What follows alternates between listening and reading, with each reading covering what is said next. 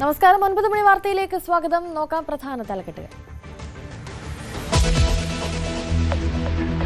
പശ്ചിമേഷ്യയിൽ വീണ്ടും സമാധാന ശ്രമങ്ങൾ. ഇറാനെ അനുനയിപ്പിക്കാൻ ഖത്തർ പ്രതിനിധികൾ ടെഹ്റാനിൽ. ഹോർമുസ് കടലിടുക്ക് പൂർണ്ണമായും തുറന്നുകൊടുത്തെന്ന് ഇറാൻ പ്രഖ്യാപിക്കണമെന്ന് US.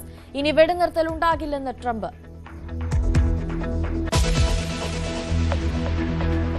നേട്ടമായി പ്രധാനമന്ത്രി നരേന്ദ്രമോദിയുടെ ത്രിരാഷ്ട്ര സന്ദർശനം. സുപ്രധാന കരാറുകളിൽ ഒപ്പിട്ടു. ഓസ്ട്രേലിയയിൽ നിന്ന് യുറേനിയം ഇറക്കുമതി ചെയ്യും.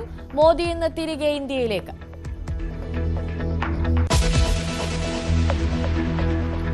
ഏഷ്യയിൽ കനത്ത നാശം വിതച്ച് ബാവി കൊടുങ്കാറ്റ്. ഫിലിപ്പീൻസിൽ മണ്ണിടിച്ചിലിൽ 15 മരണം. തായ്വാനിൽ നിന്നും കാറ്റ് ചൈനയിലേക്ക്. വിമാന സർവീസുകൾ റദ്ദാക്കി രാജ്യങ്ങൾ. പ്രവൃത്തി പരിചയമില്ലാത്തവർക്ക് ലക്ഷങ്ങൾ ശമ്പളം നൽകി കെ-ഡിസ്കിൽ വഴിവിട്ട നിയമനം. എക്സിക്യൂട്ടീവ് ഡയറക്ടറെ നിയമിച്ചത് എല്ലാ ചട്ടങ്ങളും ലംഘിച്ചെന്ന് രേഖകൾ. വിവാദ നിയമനം നടത്തിയത് കഴിഞ്ഞ സർക്കാരിന്റെ അവസാന കാലത്ത് KM എബ്രഹാം. നിർണായക രേഖകൾ ന്യൂസ് 18 എക്സ്ക്ലൂസീവ്. വയനാട് കള്ളാടി ദുരന്തത്തിൽ ഇനി കണ്ടെത്താനുള്ളത് ഒരാളെ. ഹിമാചൽ സ്വദേശി ബിക്രം സിംഗ് റാണയ്ക്കായി തെരച്ചിൽ തുടരുന്നു. ഇന്ന് സോൺ 2-ലും മീനാക്ഷിപ്പുഴയിലും വിപുലമായ തെരച്ചിൽ. കാസർഗോഡ് വീരമലക്കുന്നിലെ മണ്ണിടിച്ചിൽ ഭീതി ഒഴിയുന്നു. അപകടകരമാവിധം കൂട്ടിയിട്ട മൺകൂന അടിയന്തരമായി നീക്കം ചെയ്യണമെന്ന് ജിയോളജി വകുപ്പ്. News 18 impact.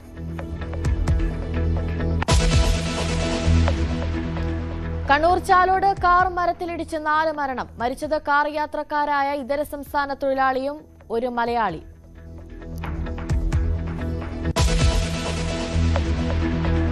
ഗംഭീര പ്രകടനവുമായി സ്പെയിൻ ലോകകപ്പ് ഫുട്ബോളിന്റെ സെമിയിൽ. ബെൽജിയത്തെ തോൽപ്പിച്ചത് 1-2 ഗോളുകൾക്ക്. സൂപ്പർ സബായി മിഗേൽ മെറിനോ. സെമിയിൽ എതിരാളികൾ ഫ്രാൻസ്.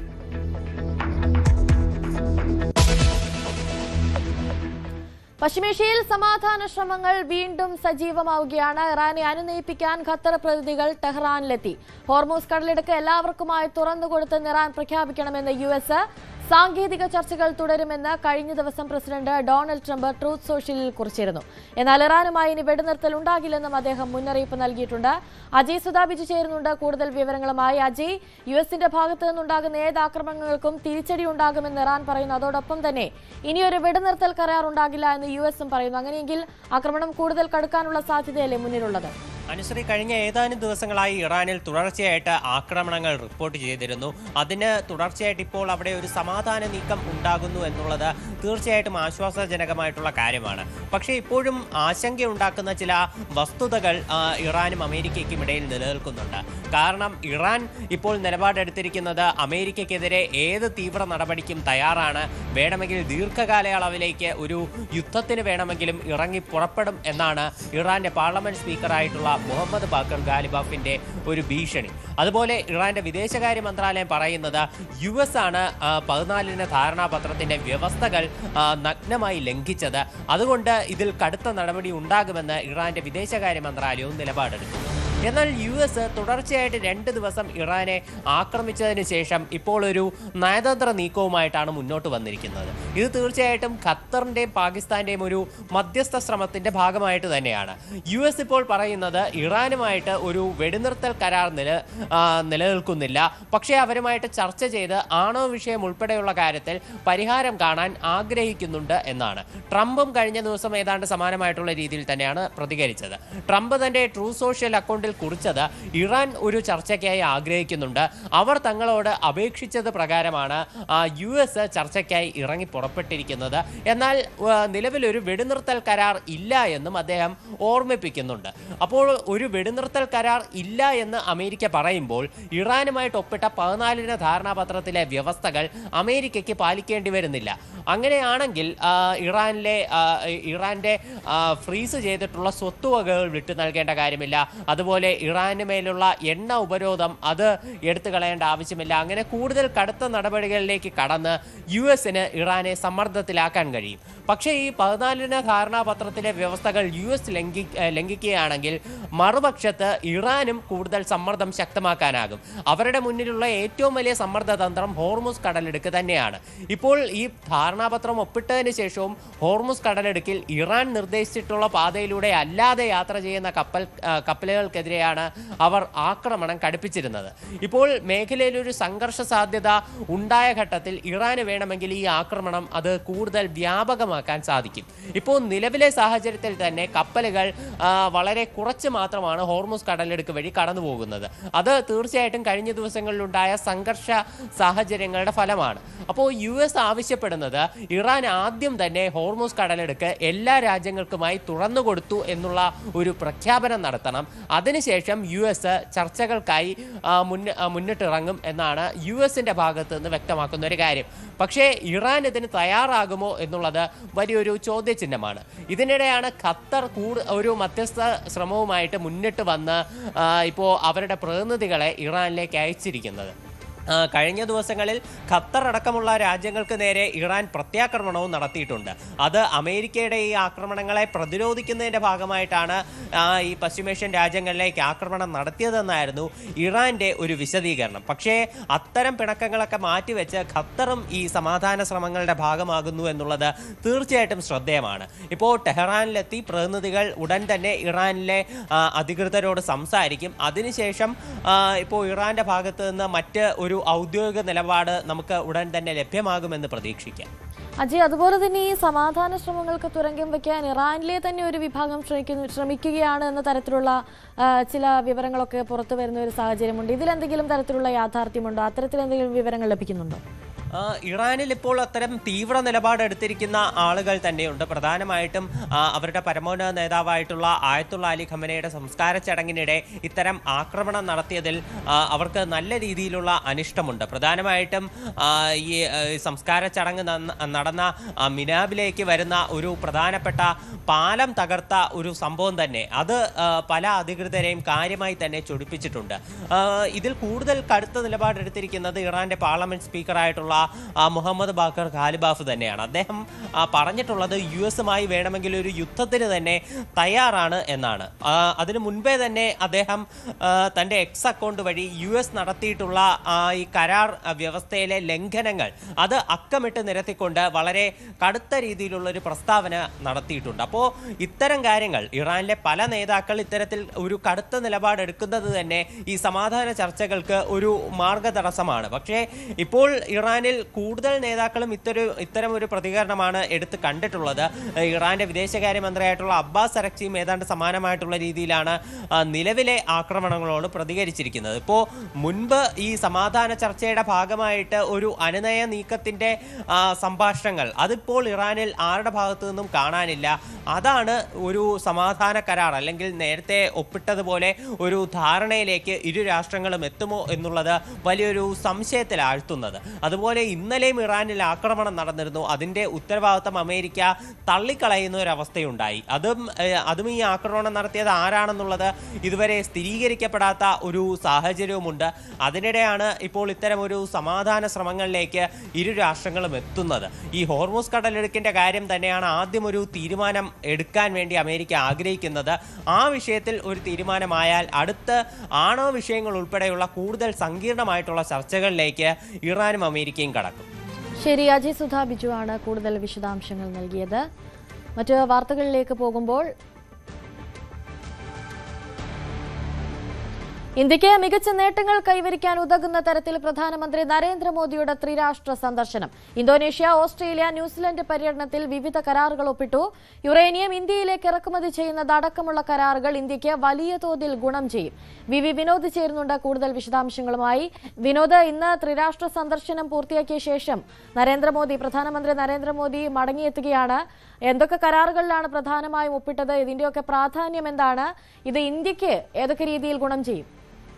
അനുശ്രീ, ത്രിരാഷ്ട്ര സന്ദർശനമാണ് പ്രധാനമന്ത്രി നടത്തിയത്. വളരെ സുപ്രധാനമായ കരാറുകളിലേക്ക് പോകാൻ കഴിഞ്ഞു എന്നത് തന്നെയാണ് നേട്ടം. പ്രത്യേകിച്ച് ഈ അമേരിക്കയുടെ താരിഫ് ചുമത്തൽ ഉൾപ്പെടെയുള്ള കാര്യങ്ങൾ അത് ഇന്ത്യക്ക് നേരത്തെ വലിയ ബുദ്ധിമുട്ടുകൾ ഉണ്ടാക്കിയിരുന്നു. അവിടെയാണ് ഓസ്ട്രേലിയയും ന്യൂസിലൻഡും പോലുള്ള ഇന്തോനേഷ്യ പോലുള്ള രാജ്യങ്ങളുമായി സ്വതന്ത്ര കരാറിലേക്ക് ഇന്ത്യ പോയത്. അതിനുശേഷം ഉള്ള ഈ സന്ദർശനത്തിൽ ഏറ്റവും പ്രധാനപ്പെട്ട കാര്യം ആദ്യം തായ്ലൻഡ് സന്ദർശനത്തിൽ ഏതാണ്ട് 5500 കോടിയുടെ ആയുധ ഇടപാട് ബ്രഹ്മോസ് ഉൾപ്പെടെയുള്ള കാര്യങ്ങൾ അവർക്ക് വിൽപ്പന നടത്താനുള്ള കരാറിലേക്ക് പോകുന്നു. ഓസ്ട്രേലിയയിൽ നിന്ന് യുറേനിയം ഇന്ത്യയിലേക്ക് ഇറക്കുമതി ചെയ്യുന്നതിനുള്ള ധാരണാപത്രമായിട്ടുണ്ട്. നമ്മുടെ ഈ ആണവോർജ്ജം അതിൻ്റെ ഒരു ശേഷി വർദ്ധിപ്പിക്കുന്ന തരത്തിലുള്ള കരാറിലേക്കാണ് പോയിട്ടുള്ളത്. ഊർജ്ജാവശ്യങ്ങൾ നിറവേറ്റുന്നതിന് ഇന്ത്യക്ക് കൂടുതൽ കരുത്ത് പകരുന്ന ഒരു കരാറിലേക്ക് പോയിരിക്കുന്നു.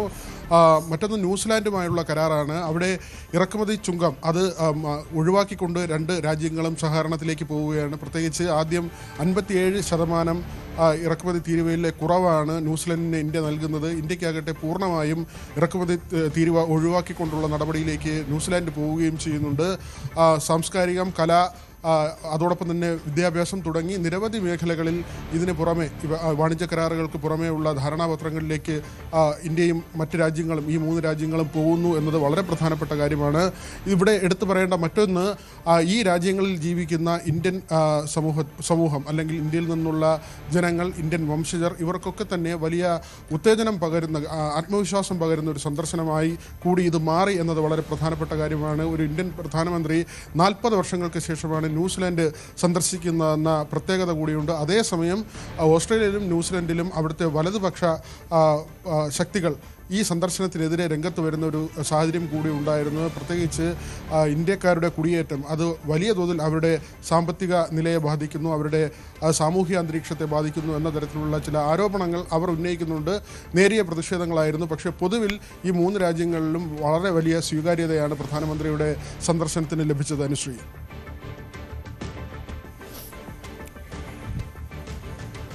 വിനോദ്, അപ്പോൾ ഇനി ഇന്ത്യയിലേക്ക് പുതിയ വികസനങ്ങൾ വരുന്നു എന്ന് തന്നെ വേണം നമ്മൾ മനസ്സിലാക്കാനല്ലേ?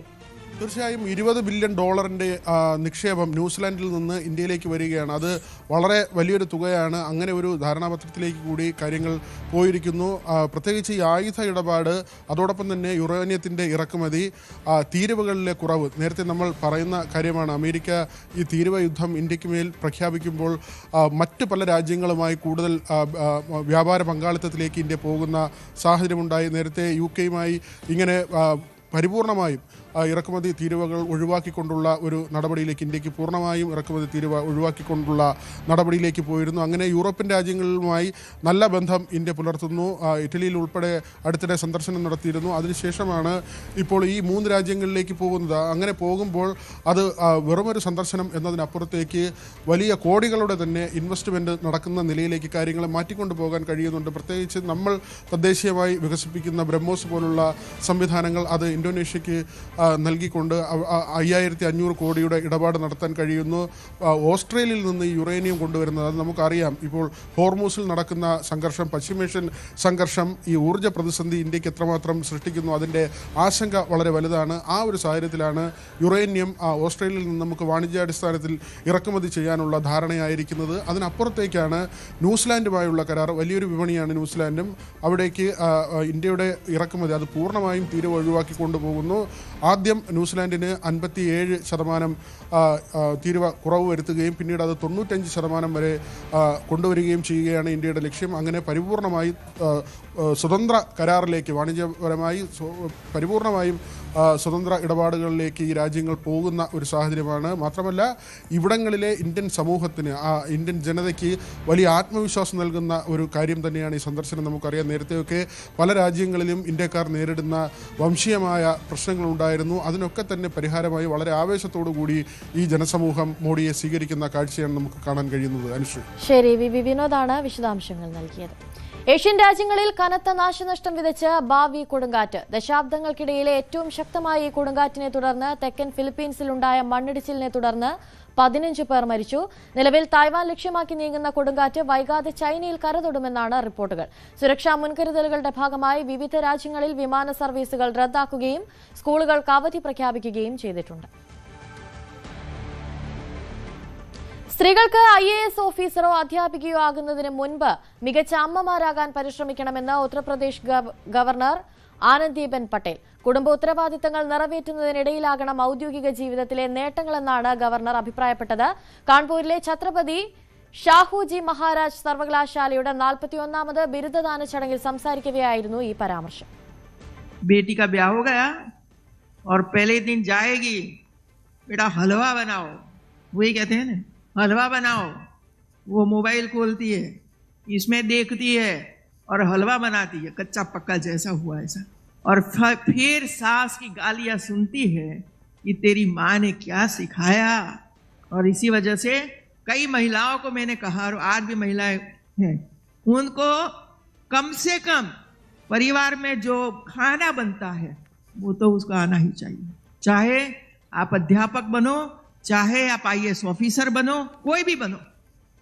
കേഡസ്കിൽ വഴിവിട്ട നിയമനം. എക്സിക്യൂട്ടീവ് ഡയറക്ടർ നിയമനങ്ങളാണ് ക്രമവിരുദ്ധമായി നടത്തിയത്. ശമ്പളം 2.5 ലക്ഷം രൂപ വീതമുള്ള നിയമനങ്ങൾ കഴിഞ്ഞ സർക്കാരിന്റെ അവസാന കാലത്താണ് നടപ്പിലാക്കിയത്. 25 വർഷത്തെ പ്രവൃത്തി പരിചയമെന്ന നിർദ്ദേശം പാലിച്ചില്ല.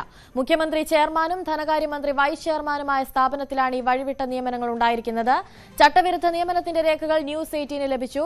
ന്യൂസ് 18 എക്സ്ക്ലൂസീവ് ഡാൻ കുര്യൻ ചേരുന്നുണ്ട് കൂടുതൽ വിവരങ്ങളുമായി. ഡാൻ, വഴിവിട്ട നിയമനങ്ങൾ കേഡസ്കിൽ ഉണ്ടായിരിക്കുന്നു എന്നുള്ള വിവരങ്ങളാണ് ഇപ്പോൾ പുറത്തു വരുന്നത്. അതും മുഖ്യമന്ത്രി ചെയർമാനും ധനകാര്യമന്ത്രി വൈസ് ചെയർമാനുമായിട്ടുള്ള സ്ഥാപനത്തിലാണ് ഈ വഴിവിട്ട നിയമനങ്ങളൊക്കെ ഉണ്ടായിരിക്കുന്നത് എന്നുള്ളതാണ് ഏറ്റവും പ്രധാനപ്പെട്ട കാര്യം.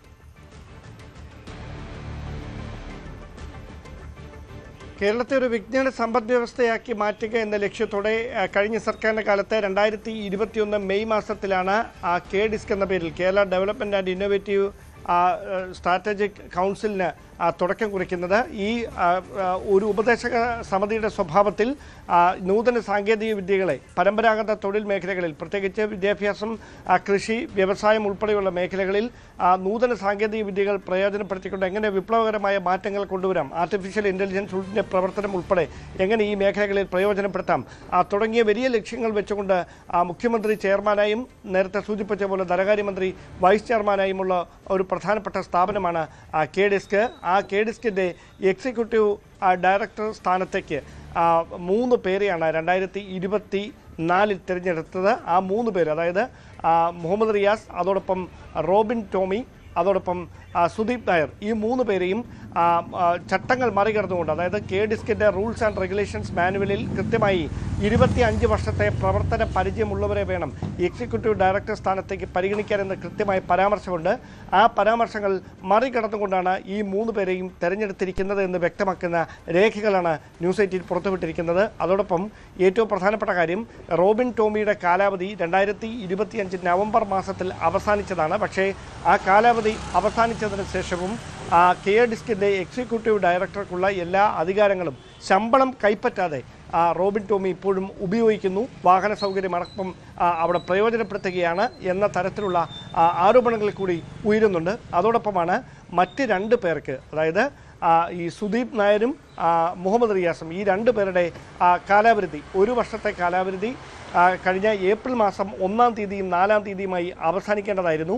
അതിനിടെ കഴിഞ്ഞ മാർച്ച് 15-ന് തെരഞ്ഞെടുപ്പ് പ്രഖ്യാപിക്കുന്നു. 16-ാം തീയതി അതിൻ്റെ വിജ്ഞാപനം വരുന്നു. ആ വിജ്ഞാപനം വരുന്ന അതേ ദിവസം തന്നെ ഈ പെർഫോമൻസ് അപ്രൈസൽ നടത്തിയേ പുനർനിയമനം നൽകാവൂ എന്ന ചട്ടങ്ങൾ മറികടന്നുകൊണ്ട് യാതൊരു തരത്തിലുള്ള പ്രവർത്തന വിലയിരുത്തലോ അവരുടെ കാര്യക്ഷമത, ശേഷി പരിശോധന ഒന്നും നടത്താതെ വീണ്ടും അവർക്ക് പുനർനിയമനം നൽകുന്ന സാഹചര്യമാണ് ഉണ്ടായിരിക്കുന്നത്. ഈ KDISCിൻ്റെ എക്സിക്യൂട്ടീവ് വൈസ് ചെയർമാനായ KM അബ്രഹാം നേരിട്ടാണ് ഇവർക്ക് പുനർനിയമനം നൽകുന്ന പശ്ചാത്തലമുണ്ടായത്. എന്തായാലും ഈ സംഭവം വിവാദമായതോടെ ഇതിൽ വിശദമായ അന്വേഷണം നടക്കും എന്നാണ് നമുക്ക് മനസ്സിലാക്കാൻ കഴിയുന്നത്. അങ്ങനെയെങ്കിൽ മുഖ്യമന്ത്രി ചെയർമാനായ ഈ സമിതിയിൽ നിന്ന് ഏത് തരത്തിലുള്ള തുടർ നീക്കങ്ങളായിരിക്കും ഈ നിയമലംഘനങ്ങൾക്കെതിരെ ഉണ്ടാകുക എന്നതാണ് ഇനി അറിയാനുള്ളത്. ശരി, ഡാൻ കുര്യനാണ് കൂടുതൽ വിശദാംശങ്ങൾ നൽകിയത്. കാസർഗോഡ് ചെറുവത്തൂർ വീരമലക്കുന്നിൽ മുകളിൽ അപകടകരമാം വിധം കൂട്ടിയിട്ട മൺകൂന നീക്കം ചെയ്യാൻ ജിയോളജി വകുപ്പിന്റെ ഉത്തരവ്. ആറുവരി ദേശീയപാത നിർമ്മാണത്തിന്റെ ഭാഗമായി കരാർ കമ്പനിയാണ് അശാസ്ത്രീയമായ രീതിയിൽ മണ്ണുകൾ നിക്ഷേപിച്ചത്. കാലവർഷം കനത്തതോടെ പ്രദേശത്ത് മണ്ണിടിച്ചിൽ ഭീഷണി നിലനിൽക്കുന്നത് സംബന്ധിച്ച് കഴിഞ്ഞ ദിവസം ന്യൂസ് 18 വാർത്ത റിപ്പോർട്ട് ചെയ്തിരുന്നു. കാസർഗോഡ് ദേശീയപാതയിൽ ചെറുവത്തൂരിന് സമീപം വീരമലക്കുന്നിലാണ് മണ്ണിടിച്ചൽ ഭീഷണി നിലനിൽക്കുന്നത്. ആറുവരി ദേശീയപാത നിർമ്മാണത്തിന്റെ ഭാഗമായി കരാർ കമ്പനി അശാസ്ത്രീയമായ രീതിയിൽ കുന്നിടിച്ചതാണ് അപകട ഭീഷണിക്ക് കാരണം. കുന്നിടിച്ച് നീക്കം ചെയ്ത മണ്ണുകൾ മലയുടെ മുകളിലാണ് നിക്ഷേപിച്ചത്. ഇത്തരത്തിൽ അനധികൃതമായി നിക്ഷേപിച്ച മണ്ണുകൾ അടിയന്തരമായി നീക്കം ചെയ്യാനാണ് ജിയോളജി വകുപ്പ് കരാർ കമ്പനി അധികൃതർക്ക് നിർദ്ദേശം നൽകിയിരിക്കുന്നത്. ഇതേ തുടർന്ന് JCB ഉപയോഗിച്ച് മൺകൂനകൾ നിരപ്പാക്കുന്ന പ്രവൃത്തികൾ ആരംഭിച്ചിട്ടുണ്ട്.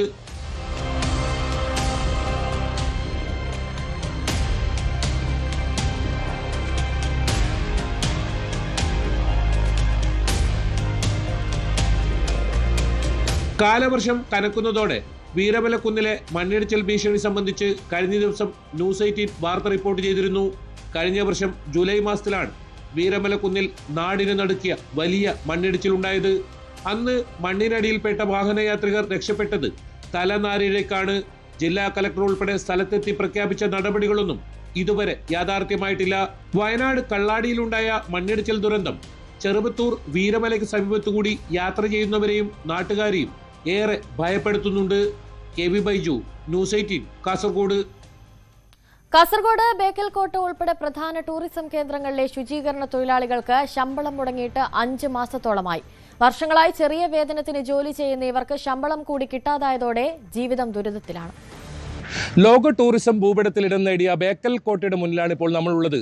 ഏതായാലും ഈ നിരവധി സഞ്ചാരികളാണ് ദിവസവും ഇവിടെ എത്തുന്നത്. പക്ഷേ ഇവിടെ ഒരുപാട് മാലിന്യങ്ങളും മറ്റും വലിച്ചെറിയുന്ന സാഹചര്യമൊക്കെ ഉണ്ട്. ഇതെല്ലാം വൃത്തിയാക്കുന്ന ഒരു വിഭാഗമുണ്ട് ഇവിടെ. പക്ഷേ അവരുടെ ജീവിതം അത്ര മനോഹരമല്ല. കഴിഞ്ഞ 5 മാസത്തോളമായി ഇവർക്ക് വേതനം കിട്ടിയിട്ട്. ഏതായാലും അവർ തന്നെ നമ്മോടൊപ്പം ചേരുകയാണ്. എന്താണ് നിങ്ങളുടെ നിലവിലൊരു സാഹചര്യം? ഞങ്ങൾക്കിപ്പോൾ 5 മാസമായി ഞങ്ങളുടെ ശമ്പളം പെൻഡിങ്ങിലായിട്ട്.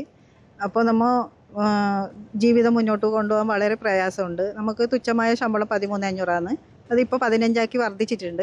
ഒരു വർഷത്തേക്കുള്ളത് നമുക്ക് ഫണ്ടാണ് വരുന്നത്. വേറെ ആനുകൂല്യമായിട്ട് നമുക്ക് യൂണിഫോമിൻ്റെ പൈസ മാത്രമേ കിട്ടുന്നു. പിന്നെ ഇപ്പോൾ 2 വർഷമായിട്ട് ഓണത്തിന് ഒരു 1000 രൂപ വെച്ചിട്ട് വേറെ ഒരു ആനുകൂല്യങ്ങളില്ല, ഫണ്ട് വരുന്നതുകൊണ്ട്.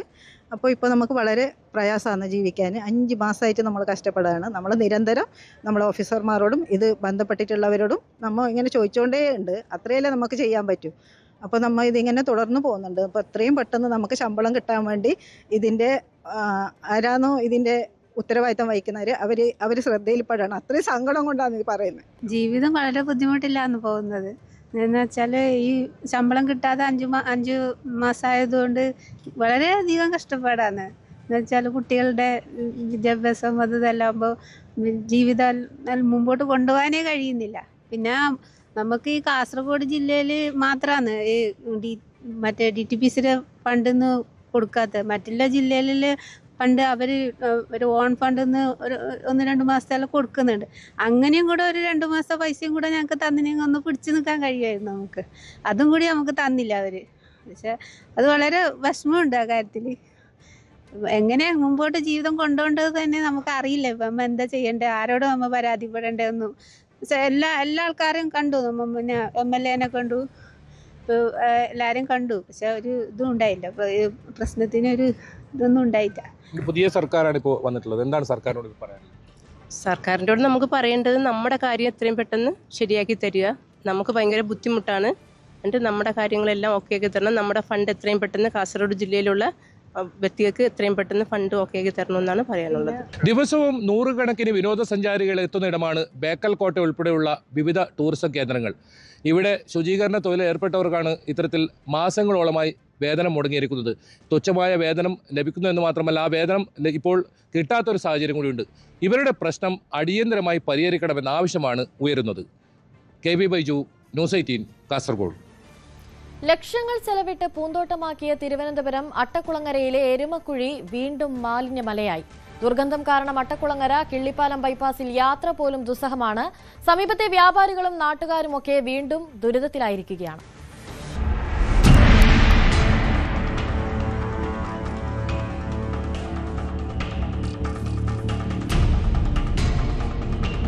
ഒരു കാലത്ത് നഗരഹൃദയത്തിലെ മാലിന്യ നിക്ഷേപ കേന്ദ്രമായിരുന്നു എരുമക്കുഴി.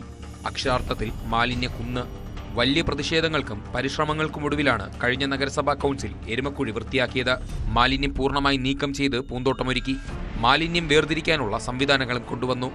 എന്നാൽ ഇപ്പോൾ വീണ്ടും എരുമക്കുഴിയും പരിസരവും മാലിന്യ കൂമ്പാരമായി കഴിഞ്ഞു.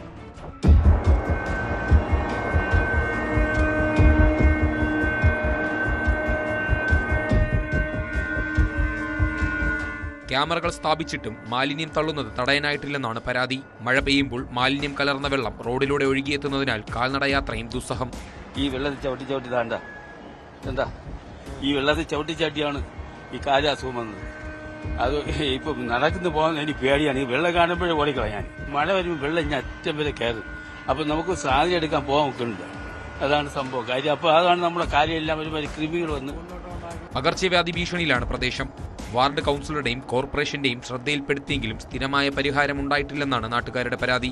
എന്നിട്ട് കടക്കാരെല്ലാം കംപ്ലീറ്റ് കൊടുത്ത വാർഡ് കൗൺസിലറോടൊക്കെ പറഞ്ഞാൽ ഒരു മാറ്റവും ഇല്ല. നല്ല മഴ പെയ്യാണെങ്കിൽ ഇതുപോലെ വെള്ളം കെട്ടി നിൽക്കും. കൊതുവിന്റെ ശല്യമാണ്. അത് ഇതിൽ ആൾക്കാർ പോകുമ്പോൾ കുറെ സന്ധ്യ കഴിയുമ്പോഴേ കൊതുവിന്റെ ശല്യമാണ്. നടന്നു പോയാൽ മതി.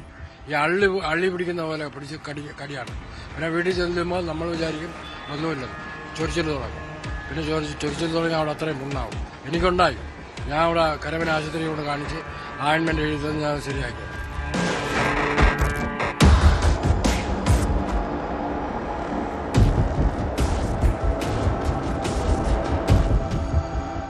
ഒരു കാലത്ത് മാലിന്യമലയായിരുന്നു എരുമക്കുഴി. എന്നാൽ കഴിഞ്ഞ ഭരണസമിതിയുടെ കാലത്ത് 60 ലക്ഷം രൂപ മുടക്കി ഇവിടെ ഒരു പൂന്തോട്ടം സൃഷ്ടിച്ചു. എന്നാൽ ആ പഴയ കെട്ടക്കാലത്തേക്കാണ് എരുമക്കുഴി വീണ്ടും പോകുന്നത്. മേയറും നഗരസഭയും ഇത് കാണണം, ഇടപെടണം. ക്യാമറാമാൻ സന്തോഷിനൊപ്പം നിതിൻ മോഹൻ, ന്യൂസ് 18 തിരുവനന്തപുരം. കണ്ണൂർ ചാലോട് വാഹനാപകടത്തിൽ 4 മരണം. കാർ മരത്തിലിടിച്ചാണ് അപകടമുണ്ടായത്. UP സ്വദേശി പരം ഛേത്രി, ഹർഷ്, റിസ്വാൻ, ഷാൻ എന്നിവരാണ് മരിച്ചത്. ഒരാൾക്ക് പരിക്കേറ്റു. ഫയർഫോഴ്സ് എത്തി കാർ വെട്ടിപ്പൊളിച്ചാണ് ഉള്ളിലുണ്ടായിരുന്നവരെ പുറത്തെടുത്തത്. കണ്ണൂരാണ് ഈ അപകടമുണ്ടായിരിക്കുന്നത്. അമിത വേഗതയിലായിരുന്നു കാർ എന്നാണ് മനസ്സിലാക്കാൻ സാധിക്കുന്നത്. 4 പേരാണ് മരിച്ചത്. UP സ്വദേശിയായ പരം ഛേത്രി, ഹർഷ്, റിസ്വാൻ, ഷാൻ എന്നിവരാണ് മരിച്ചത്. കാർ വെട്ടിപ്പൊളിച്ചാണ് ആളുകളെ പുറത്തെടുത്തത് എന്ന് പറയുമ്പോൾ തന്നെ എത്രത്തോളം ദാരുണമായിരുന്നു ആ അപകടം എന്ന് മനസ്സിലാക്കാവുന്നതാണ്. ഇപ്പോൾ ദൃശ്യങ്ങളിൽ നിന്ന് തന്നെ വ്യക്തമാണ്. കാർ വെട്ടിപ്പൊളിച്ച ആളുകളെ എടുത്തതിന് ശേഷമുള്ള ദൃശ്യങ്ങളാണ് ഇപ്പോൾ കണ്ടുകൊണ്ടിരിക്കുന്നത്. അത്ര വലിയ തരത്തിലുള്ള അപകടമാണ് ഉണ്ടായിരിക്കുന്നത്. KV ബൈജു ചേരുന്നുണ്ട് കൂടുതൽ വിശദാംശങ്ങളുമായി. ബൈജു, വലിയ ദാരുണമായൊരു സംഭവമാണ് ഉണ്ടായിരിക്കുന്നത്. ഇപ്പോൾ ദൃശ്യങ്ങളിൽ നിന്ന് തന്നെ വ്യക്തമാണ് എത്രത്തോളം ആഘാതമായിരുന്നു ആ അപകടത്തിലൂടെ ഉണ്ടായിരിക്കുന്നത്. ആ വണ്ടിയുടെ ദൃശ്യങ്ങൾ കാണുമ്പോൾ തന്നെ മനസ്സിലാക്കാൻ സാധിക്കുന്നുണ്ട്. തീർച്ചയായും മനസ്സറി, ഇന്നലെ രാത്രി 11:00 കൂടിയാണ് ഇത്തരത്തിലുള്ള ഒരു അപകടമുണ്ടായത്. ബംഗളൂരുവിൽ നിന്നും കണ്ണൂരിലേക്ക് വരികയായിരുന്ന 5 പേർ സഞ്ചരിക്കുന്ന വാഹനമാണ് ഒരു മരത്തിലിടിച്ച് അപകടമുണ്ടായത്. 4 പേർ സംഭവ സ്ഥലത്ത് തന്നെ മരണപ്പെട്ടു. അതിൽ 2 മലയാളികളാണ്. ഏതായാലും ഇത് അമിത വേഗതയിലാണെന്നാണ് പോലീസിന്റെ പ്രാഥമിക വിവരം. എന്തായാലും ദാരുണമായ ഒരു സംഭവം തന്നെയായിരുന്നു. ഈ കാറ് വെട്ടിപ്പൊളിച്ചാണ് ഇവരെ പുറത്തേക്കെടുത്തത്. ഫയർഫോഴ്സ് എത്തി കാറ് വെട്ടിപ്പൊളിച്ചായിരുന്നു ഇവരെ പുറത്തേക്കെടുക്കുന്ന സാഹചര്യം ഉണ്ടായത്. അത്രത്തോളം ഇടിയുടെ ആഘാതത്തിൽ ഈ കാറിന്റെ മുൻഭാഗം പൂർണ്ണമായും തകർന്ന ഒരു സാഹചര്യമാണ്. ഇതിൽ UP സ്വദേശി പരം ഛേത്ര, ഹർഷ്, റിസ്വാൻ, ഷാൻ എന്നിവരാണ് മരിച്ചത്. ഒരാൾക്ക് ഗുരുതരമായി പരിക്കേറ്റിട്ടുണ്ട്. ഇയാളെ കണ്ണൂരിലെ സ്വകാര്യ ആശുപത്രിയിൽ പ്രവേശിപ്പിച്ചിട്ടുണ്ട്. അനുശ്രീ. ശരി, KV ബൈജു ആണ് കൂടുതൽ വിശദാംശങ്ങൾ നൽകിയത്. മറ്റു വാർത്തകളിലേക്ക് പോകുമ്പോൾ, വർഷങ്ങളായി പോലീസ് സ്റ്റേഷനുകൾക്ക് മുന്നിൽ കിടക്കുന്ന വാഹനങ്ങൾ നീക്കം ചെയ്യുമെന്ന് ആഭ്യന്തരമന്ത്രി രമേശ് ചെന്നിത്തല. ഓഗസ്റ്റ് 15-നകം സംസ്ഥാനത്തെ എല്ലാ പോലീസ് സ്റ്റേഷനുകളും നവീകരിക്കും. പോലീസുകാരുടെ ജോലി സമ്മർദ്ദം കുറയ്ക്കുന്നതിനുള്ള പദ്ധതികൾ സജീവ പരിഗണനയിലാണെന്നും കൊല്ലം കണ്ണനല്ലൂരിൽ പുതിയ പോലീസ് സ്റ്റേഷന്റെ നിർമ്മാണോദ്ഘാടനം നിർവഹിച്ച് മന്ത്രി പറഞ്ഞു. കാതലായി മാറ്റം വരുന്നതോടെ പോലീസ് സംവിധാനം തന്നെ ഉണർന്ന് പ്രവർത്തിക്കും. SI പുതുതായിട്ട് ഡയറക്റ്റായി SI ആകുന്നവൻ സന്തോഷവാനായിരിക്കും. അയാൾ ആ നാട്ടിലെ ജനങ്ങളുടെ താല്പര്യങ്ങൾക്കനുസരിച്ച് പ്രവർത്തിക്കുന്ന ഒരു SI ആവും. CI 3-4 സ്റ്റേഷനുകളുടെ ചുമതലയുണ്ടാകും. DYSPയുടെ ജോലിഭാരം കുറയും. 63 സ്റ്റേഷനിൽ മാത്രം നമ്മൾ CIക്ക് തന്നെ കുറഞ്ഞു. ഏറ്റവും പ്രധാനപ്പെട്ട വലിയ തിരക്കുള്ള എറണാകുളം ടൗൺ, തിരുവനന്തപുരത്ത് കണ്ടോൺമെന്റ്, കൊല്ലം, ഇങ്ങനെയുള്ള പ്രധാനപ്പെട്ട ജില്ലാ ഹെഡ്ക്വാർട്ടേഴ്സിൽ കൂടുതൽ കേസ് വരുന്നിടത്ത് മാത്രം CIമാരെ വെക്കും. ബാക്കി എല്ലാ പോലീസ് സ്റ്റേഷനിലും SIമാരായിരിക്കും. പയ്യന്നൂരിൽ അനസ്തേഷ്യ പിഴവ് കാരണം ആശുപത്രിയിൽ വെന്റിലേറ്ററിലായിരുന്ന 1.5 വയസ്സുകാരൻ മരിച്ചു. സൂരജ്, വിജുഷ ദമ്പതികളുടെ 1.5 വയസ്സുകാരനായ ദേവാൻ ശൗര്യയാണ് മരിച്ചത്. സംഭവത്തിൽ നടപടി ആവശ്യപ്പെട്ട് കുട്ടിയുടെ കുടുംബം പയ്യന്നൂർ BMH ആശുപത്രിക്ക് മുന്നിൽ ഇന്ന് പ്രതിഷേധിക്കും. KV ബൈജു ചേരുന്നുണ്ട് കൂടുതൽ വിശദാംശങ്ങളുമായി.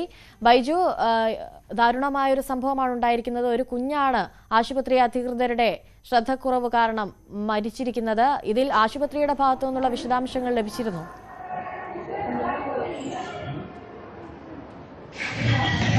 തീർച്ചയായും അനുശ്രീ, ഒരു 1.5 വയസ്സുകാരനാണ് ഇത്തരത്തിൽ ചികിത്സാ പിഴവിന്റെ പേരിൽ ദാരുണമായി മരിക്കുന്ന സാഹചര്യമുണ്ടായത്. എന്നാലും ഈ മാസം 5-ാം തീയതിയാണ് ഈ കുഞ്ഞിനെ കളിക്കുന്നതിനിടയിൽ പരിക്കേറ്റ്, അതായത് താടിയലിനും അതുപോലെ തന്നെ ചുണ്ടിനും ചെറിയ പരിക്ക് മാത്രമായിരുന്നു ഉണ്ടായിരുന്നതെന്നാണ് വീട്ടുകാർ പറയുന്നത്. ഇവരുടെ സമ്മതമില്ലാതെ ഈ കുട്ടിക്ക് അനസ്തേഷ്യ നൽകുകയും ഇതിൽ സ്റ്റിച്ച് ഇടുകയും ചെയ്യുകയായിരുന്നു. പിന്നീട് ഈ കുഞ്ഞിന് ഈ ബോധം വരാത്തൊരു സാഹചര്യമായിരുന്നു. അങ്ങനെ മസ്തിഷ്ക മരണം സംഭവിച്ചു എന്നാണ് മനസ്സിലാക്കാൻ സാധിക്കുന്നത്. അത് തന്നെയാണ് കുടുംബവും പറയുന്നത്. ഇതിൽ കുടുംബം ആശുപത്രിക്കെതിരെ ഗുരുതരമായ ആരോപണമാണ് ഉന്നയിച്ചിട്ടിരിക്കുന്നത്. അതായത് ഇതിൽ വലിയ ചികിത്സാ പിഴവ് ഉണ്ടായിട്ടുണ്ട്. ഈ കുട്ടിയുടെ ഹിസ്റ്ററി ആലോചിക്കാതെ ഇങ്ങനെ അനസ്തേഷ്യ നൽകിയത്, വെറും 1.5 മാസം മാത്രം പ്രായമുള്ള ഒരു കുഞ്ഞാണ്. അങ്ങനെ അനസ്തേഷ്യ നൽകിയതിൽ വലിയ വീഴ്ചയുണ്ട്.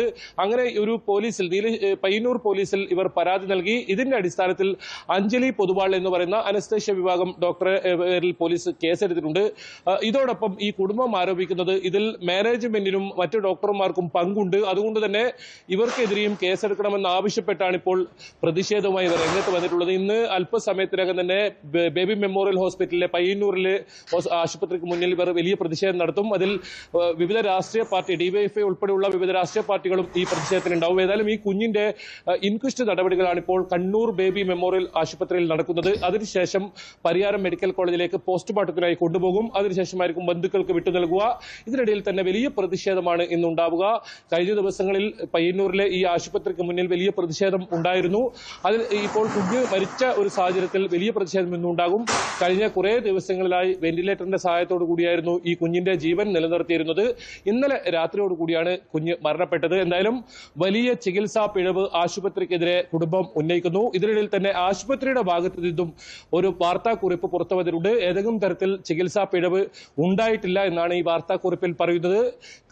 മുതിർന്ന ഡോക്ടർമാർ ഉൾപ്പെടെ ഇതിൽ ഈ ഒരു ചികിത്സയുമായി ബന്ധപ്പെട്ട് ഈ കുഞ്ഞിന് ഉണ്ടായിരുന്നു എന്ന് പറയുന്നത്. അത്തരത്തിൽ ചികിത്സാ പിഴവ് ഉണ്ടായിട്ടില്ല. ഈ കുഞ്ഞിന്റെ മരണത്തിൽ കുടുംബത്തോടൊപ്പം ഈ ദുഃഖം രേഖപ്പെടുത്തുന്നുവെന്നും ഈ വാർത്താക്കുറിപ്പിൽ പറയുന്നു. അതോടൊപ്പം ഇതിൽ എല്ലാ നിയമ വശങ്ങൾക്കും ആശുപത്രിയുടെ ഭാഗത്തു നിന്നും പൂർണ്ണ സഹകരണം ഉണ്ടാകുമെന്ന് ഈ വാർത്താക്കുറിപ്പിൽ പറയുന്നുണ്ട്. എന്തായാലും ഇന്ന് വലിയ പ്രതിഷേധമാണ് പയ്യന്നൂരിലെ ബേബി മെമ്മോറിയൽ ആശുപത്രിക്ക് മുന്നിൽ ഉണ്ടാവുക എന്ന കാര്യത്തിൽ സംശയമില്ല. DYFI ഉൾപ്പെടെ യൂത്ത് കോൺഗ്രസ് ഉൾപ്പെടെ വലിയ പ്രതിഷേധത്തിനാണ് ഇപ്പോൾ തയ്യാറെടുക്കുന്നത്. കുടുംബവും ഇന്ന് പ്രതിഷേധിക്കുമെന്നാണ് മനസ്സിലാക്കാൻ സാധിക്കുന്നത്. പ്രധാനമായും കുടുംബം പറയുന്നത് കൂട്ടുത്തരവാദിത്വമുണ്ട്, ആശുപത്രി മാനേജ്മെന്റിന് ഉൾപ്പെടെ ഈ ഒരു കേസെടുക്കണമെന്നൊരു ആവശ്യമാണ് അനുസരിച്ച് ഇപ്പോൾ ഇവർ മുന്നോട്ട് വെക്കുന്നത്.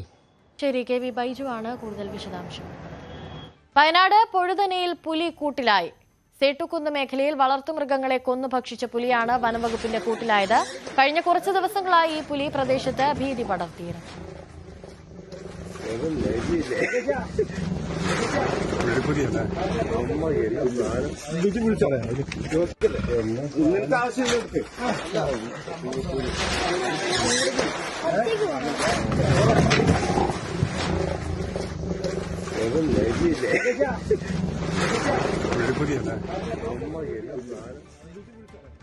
അയോധ്യ രാമക്ഷേത്ര സംഭാവന കൊള്ളയിൽ കേന്ദ്ര സർക്കാരിനെതിരെ AICC general secretary KC Venugopal.